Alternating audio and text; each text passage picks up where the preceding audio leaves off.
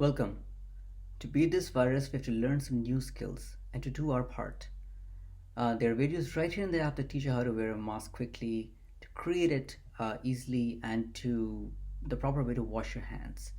I mean, who knew?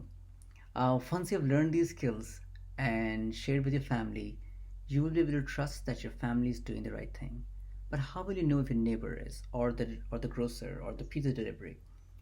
Now you can politely ask them to show you their safeCOVID levels on the phone. Once you do that, safeCOVID knows that two of you are practicing safety. It does that by exchanging secret tokens to each other via Bluetooth. Your phones track each other, not governments or corporations.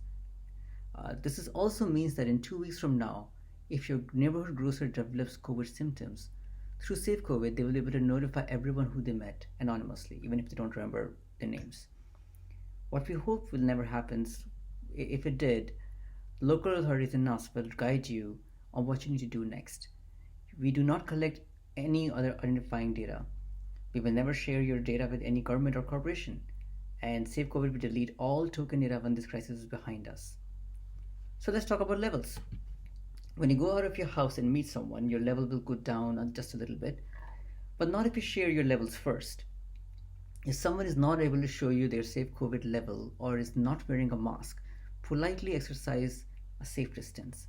The current guidelines is 6 feet or 2 meters. Avoid crowds for now. Your level will go up the longer you stay at home, turn on reminders in the app, or show the score before every long interaction.